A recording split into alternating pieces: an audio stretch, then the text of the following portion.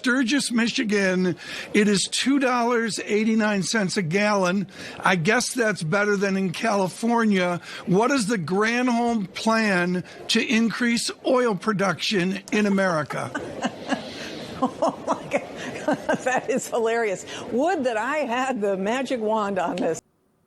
Gas prices in America are rising, and Democrats and the Biden administration are laughing about it. Gas prices have reached the most expensive in U.S. history. They've been rising ever since Biden took office. We the plebs are having to pay higher prices for gas and just energy in general. And they're laughing. Laughing at America and the American people who are suffering due to it. Because it doesn't affect them. They're either millionaires or millionaires that get to live off the taxpayer-funded government. So why should they care if prices go up a few bucks? Why should they care if the poor and the working class have to struggle a bit more if that means they get to push more of their green energy, climate change agenda? It's all for the greater good, right? Besides, they have their private jets and chauffeurs to shuttle them around. They have their electric cars that don't use gasoline, didn't you know? I mean, in some cases, they don't even drive. So why should they care? You guys are pushing electric vehicles today. This is a president who always talks about the power of our example. Does he own an electric vehicle? Presidents of the United States don't do a lot of driving. He's posted videos where he's revving the engine of his Corvette in Wilmington. He owns cars. And he also has driven electric vehicles as president, as to give a model to the rest of the country. Does he own one? I think the president's record on this is clear, Peter. Presidents of the United States, current and when they are no longer, typically are not doing a lot of driving. So why shouldn't we just shut up and buy our electric car? Why shouldn't we just do like George Takei said and consider the high prices as a patriotic donation in the fight for freedom over tyranny? You know, in a foreign nation. That's not even a NATO country we have any obligation to protect. But Russia bad, so we have to step in. More like Democrats need something to blame all their problems on, but we'll get to that. So, the reason we shouldn't shut up about any of this is because none of it was happening under Donald Trump. Therefore, there's no reason for it to be happening at all. Because if he can do it, so can someone else. In fact, we became energy independent under Trump and exported more oil than we imported for the first time in over 70 years. It was apparently looking so good that even CNN had to thank him for the new oil markets, as Trump campaigned on getting us off foreign oil. Within a few days of taking office, Trump even signed executive actions on advancing the Dakota Access and Keystone XL pipelines, ignoring all the Democrats' obsession over climate change concerns. Then in 2019, Trump signed more executive orders that would further the smooth path for the oil pipelines, as the executive orders were aimed at cutting unnecessary red tape for American energy companies by making it difficult for states to block projects by using the Clean Water Act, another act Democrats and environmentalists use to slow down and hamper energy production.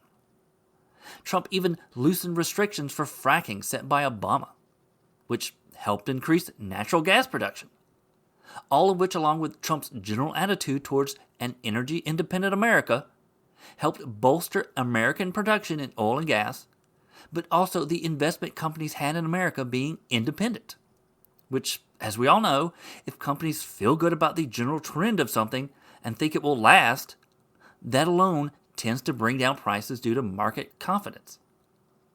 All of this helped America have a great economy, particularly heading into 2020, an economy that was great enough that the Moody's election model said Trump was on his way to an easy win in 2020, assuming the economy was basically the same during the election. With the most economically driven model being described as the pocketbook model, that just based on that model alone said Trump would steamroll the competition. Well, one of those pocketbook issues is, of course, gas prices and energy costs, because every working American relies on gas to get back and forth to work and to power their homes. When those are cheap, the American people like it, and Trump was definitely helping to provide it, based on the actions and decisions he had taken since taking office. The actions and decisions that Joe Biden completely reversed when he took office. With Biden canceling the Keystone Pipeline the moment he took office, along with him suspending oil and gas leases to fight climate change, putting more restrictions on oil companies should they even attempt to hunt for more fossil fuels in America. There was even talk of the Biden administration closing other pipelines as gas prices continue to soar. So, it's Joe Biden and the Democrat Party that are to blame for the rise in gas prices and energy costs, as banning oil, gas, coal, and fracking were all a major campaign issue that Joe Biden ran on, even if he tries to deny it. I have never said I oppose fracking. You said it on tape. I did. Show the tape. Put it on your website. I'll put it on. Would there be any place for fossil fuels, including coal and fracking, in a Biden administration? No, we would work it out. We would make sure it's eliminated. What about, say, stopping fracking and stopping new pipeline infrastructure? No new fracking. You got to transition away from it. Look, you're going to ban fracking all across America right now, right? I would love to. Yeah, I'd love to too. I'd love to make sure we can't use any oil or gas, period. Look in my eyes. I guarantee we're going to end fossil fuel. We aren't using rid of fossil fuels. There is no other way to put it. Joe Biden and the Democrat Party are 100% aimed at stopping all the things that make America energy independent. They don't want gas, coal, or oil being produced here in the United States in any shape or form. And they don't want to support the fossil fuel industry in any way. Number one, no more subsidies for fossil fuel industry. No more drilling on federal lands. No more drilling, including offshore. No ability for the oil industry to continue to drill, period. Ends. Even one of Joe Biden's nominees to the Treasury Department wanted to see coal, oil, and gas industries go bankrupt. Because, as she puts it, they need to go bankrupt in order to tackle climate change. For certain troubled industries and firms that are in transitioning. And here what I'm thinking about is primarily coal industry and oil and gas industry. A lot of the smaller players in that industry are going to probably go bankrupt in short order. At least we want them to go bankrupt if we want to tackle climate change, right? Which is what all of this is about. The Democrat Party and the left in general are obsessed with climate change. To what degree and for what purpose will depend on the individual actor. Some might really believe climate change is going to end the world. Others may see it as just another means to control people and gain power. Either way, they're all spouting the same message. That America needs to get off fossil fuels and transition to green energy or clean energy, whatever label they want to use, to stave off climate change and save the planet. And this is exactly what the Biden administration is doing, and they will tell us straight to our faces that's what they're doing. But the bottom line is that this president and this administration are looking at every single tool to shield American families from the impact of rising energy prices. And we're working through an energy transition. And we've got to start by adding energy. And the reality is we have to take some time to get off of oil and gas. We recognize this. This is a transition. So they openly admit they want to transition us off of fossil fuels, and the fact that they're doing so is raising gas prices for the American people. But as I said before, they don't care. They're even laughing about it in some cases, because they're willing to make the American people pay higher gas prices and energy costs if that means they can do this transition, even though the people doing this aren't going to be harmed by it. None of it's going to affect them in the slightest. So Joe Biden is perfectly fine with the average working class American suffering in order for him to get that green energy. Vice President Biden, I'd like to ask you, 3 consecutive American presidents have enjoyed stints of explosive economic growth due to a boom in oil and natural gas production. As president, would you be willing to sacrifice some of that growth, even knowing potentially that it could displace thousands, maybe hundreds of thousands of blue-collar workers in the interest of transitioning to that greener economy? The answer is yes. The answer is yes. This is what Joe Biden and the Democrats wanted, And now the American people are paying for it. Literally. All through 2021, gas prices kept going up, and the Democrats kept telling us they won't go any higher. The president is working on it. While still saying presidents can't affect gas prices because of OPEC or those price-gouging oil companies. It's not our fault, really. We hope gas prices don't go up any higher.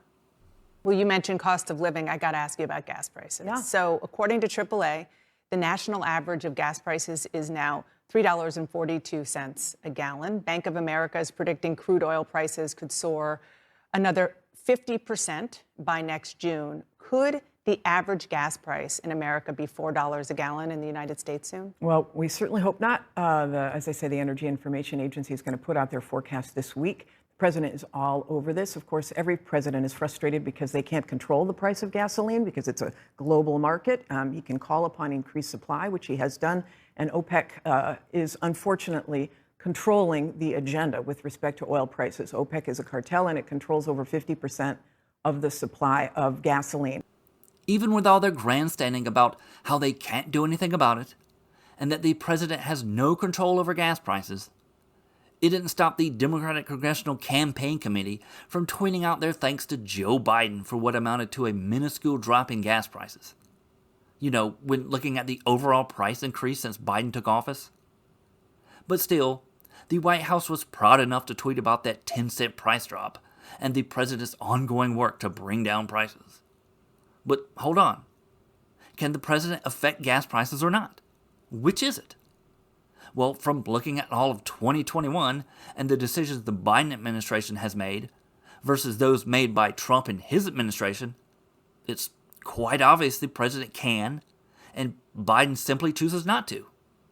I mean, OPEC and all those oil companies didn't just suddenly become corrupt as soon as Joe Biden took office. Why were gas prices down under Trump and now rising under Biden? Because getting rid of fossil fuels is the plan. Getting rid of oil and gas is the plan. With transitioning us over to green, clean energy is the goal, regardless of whether they work or not, or how effective they are, or how they're even going to be made. Just ignore all that. We need green energy to fight climate change. And they don't care how much it hurts the American people to do so. We are going to find new supplies of oil elsewhere. Maybe OPEC will begin to raise their production. The U.S. will begin to invest again back into our energy fields. Biden? High energy prices is going to accelerate decarbonization. More and more people say, I can't afford gas, I'm going to buy an EV. So we're going to see behavior changes. And over the time, the next 3 or 4 years, we are going to see less dependencies, which is really good for the world. We're going to have a better mix of energy between hydrocarbons and renewables. And so it's about a 2 to 3 year possible uncertainty, but I actually love where we're going. Oh, but it's wonderful, because it's good for you. Just like the housing market, as you guys buy them all up. Is it 180? Is it People can't 110? afford gas. They're going to buy an EV. It's the dumbest sentence I've ever I think it's going to be elevated heard. for a long time until we have these corrections. One of the conversations around climate change is that we have to have a just transition, that people, coal mining jobs are actually good paying jobs. We hear that a lot. Progress is never fair and almost never just. And I think my view of the world is more like, how can we give the soft landings to the inevitable destruction that is ancillary to our progress? And there it is. Your jobs, your livelihoods are ancillary to our progress. See what? Now, keep in mind, they said ancillary, which means insignificant, right? Separated from. To our progress. Is there any more elitist phrase that you've ever heard on a program? They're jobs and livelihoods, which will be painful, but ancillary to our progress, meaning the progress of people like Jon Stewart and those head writers, the people in California, the elites in New York, in the New Yorks of the world, the Californias of the world. And your livelihood is ancillary. You know what else is? Well, the cost of gas. Democrats and the left don't care that transitioning to green energy is going to hurt and destroy people's lives. Some even think it's a good thing. So to hide that, They're going to scapegoat anyone and everything to draw attention away from the fact that they're doing this. And so, whether by design or accident, the greatest gift they could have received arrived in the form of Russia and Ukraine. As now all the price increases that have happened over the past year, be it gas prices or inflation in general, is all being laid at the feet of Russia and Putin with the phrase, Putin's price hike. Inflation goes up today. The president's statement blames the Putin price hike. Are you guys just going to start blaming Putin for everything until the midterms? The reason why the price of gas is going up is not because of steps the president has taken. They are because President Putin is invading Ukraine, and that is creating a great deal of instability in the global marketplace. Today, President Biden responding, saying he's fighting to bring down prices, blaming inflation in large part on what he calls Putin's price hike. But prices surged last month almost entirely before Russia invaded Ukraine, and inflation has been soaring above 5% since last May. Republicans blasting the president. Gas is over $4 a gallon. And what does Joe Biden say? He said it's all blamed on Russia. Energy prices have been going up dramatically from the day he took office. So now Russia and Putin are to blame for everything. All those high gas prices? Putin. Rising prices at the supermarket? Putin. Electric bill at your home going up? Putin. Even though all the evidence, including the fact that we just lived through it, gas prices, inflation, and energy costs across the board were all rising during 2021, Biden's first year in office, long before Putin bothered to do anything. Yet Joe Biden is perfectly comfortable with trying to gaslight the American people that it's Putin's fault. They're the facts. Democrats didn't cause this problem. Vladimir Putin did. Can't do much right now. Russia's responsible. And again, why is all this happening? So the Democrat Party can push green energy, solar panels, windmills, and whatever other nonsense they want onto the American people to combat climate change. Except for nuclear energy. Shh, don't talk about that one. Also, they can start doing across the country things like what nut jobs in California are doing, such as phasing out gasoline-powered cars to fight climate change. And you can see this with Democrats' utterly contemptible response to people worrying about rising gas prices. That if you don't want to pay for high gas prices, go buy an electric car, and you don't have to worry about it.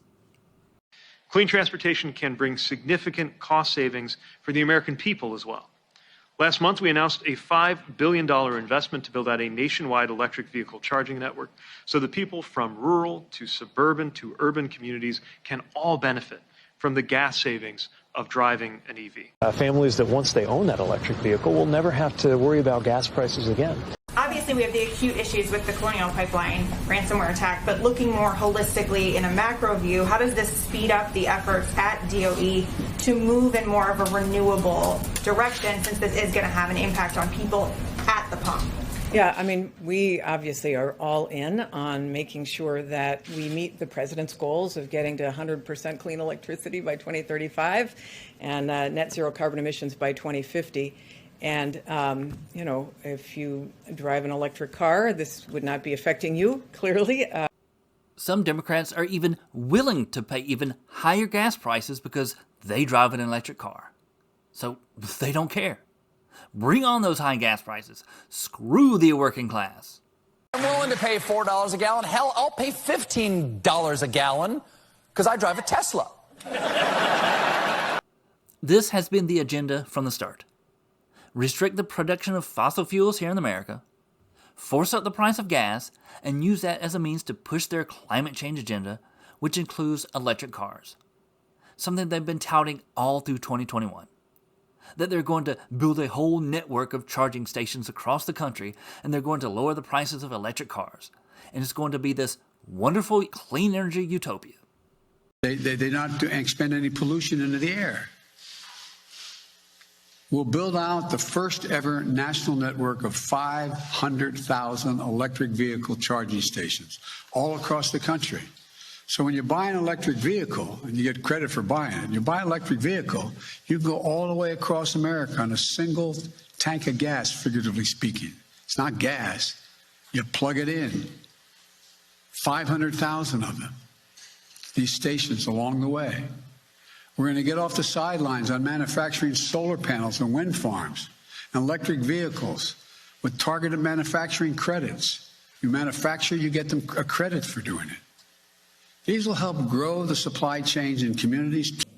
And we have designed this bill to help everyday folks who just need a little bit more support. So we are lowering the costs of everything from child care to health care, from prescription drugs to electric vehicles. Our Build Back Better Act will cut the sticker price of new electric vehicles made in America by union workers by up to $12,500. And it will also include, and this is a new approach, a tax credit of up to $4,000 for used electric vehicles to ensure that electric vehicles are affordable for everyone. So here's the bottom line. We want more families in America to be able to afford an electric car that is made in America. None of this has anything to do with Putin.